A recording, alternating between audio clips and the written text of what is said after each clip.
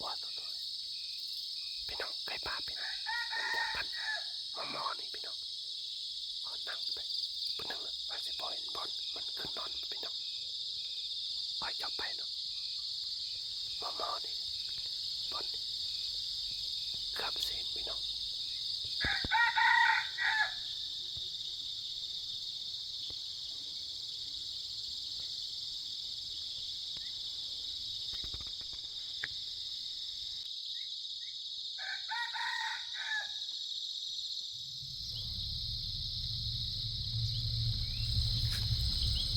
บ่ได้เอาปืนมาลูกเสียวเนาะ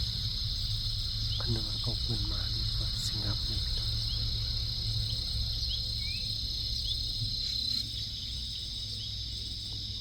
เดือนนี้ฝนก็เศร้าน้อย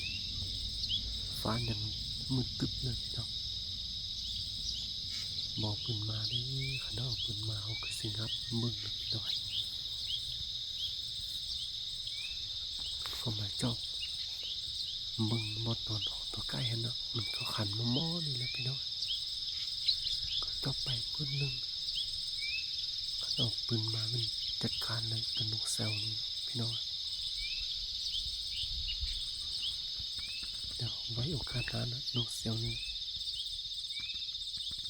ฟ้ายังมืดตึ๊บพี่น้อง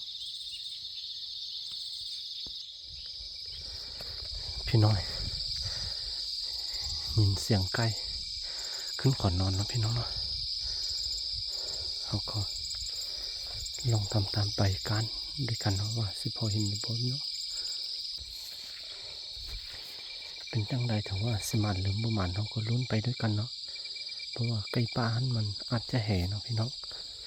เขาก็ยินเสียงขึ้นนอนประมาณ3 ตัว4 ตัวนี่พี่น้อยก็ลงไปว่าสิพอเห็นจักตัวบ่พี่น้องเบิ่งสภาพการที่เราสำรวจนี้คือว่าสินอนบนตึกเนาะนอนบนมีหญ้าทางนั้นพี่น้องก็ไปลองลุ้นไปด้วยกันเลยพี่น้อง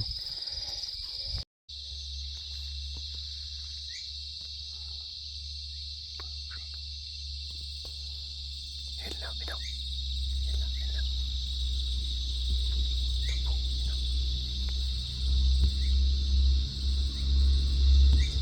ยังปักกิ่งไป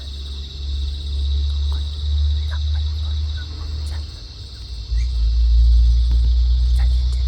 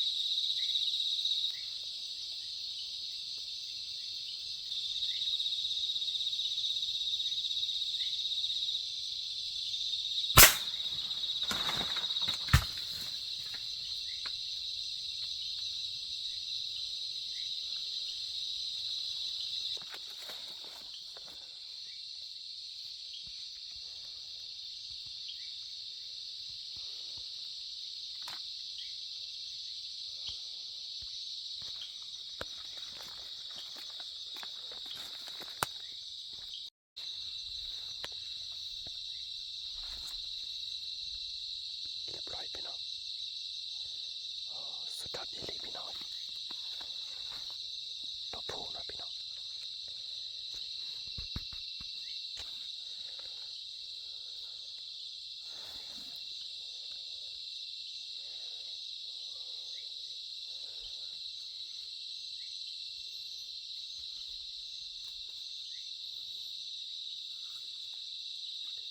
แต่ก็ลองไปกันถึงว่าสิพอมีบ่พี่น้องตอนเมื่อกี้เอายินเสียงขึ้นก่อนนอนคือว่า2 ตัว 3 ตัวพี่น้องก็ลองกันไปเนาะ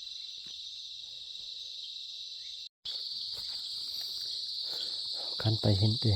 ตัวเดียวนี่พี่น้อง 2ตัวนั่นเราจบไปเนาะมันยินเสียงเฮามันบินไปแล้วพี่น้องบ่ได้ยินแล้ว2ตัวยังได้แต่ตัวผู้ตัวเดียวนี่พี่น้องโอ้เสียดายแห้งพี่น้อง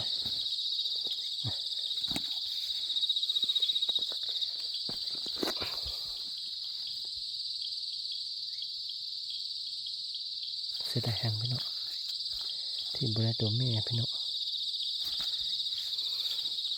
ตัวแม่2ตัวเนาะมีตัวแม่2ตัวนำแต่ว่าบินแล้วพี่น้อยบ่ได้ยิน2ตัวแม่นะ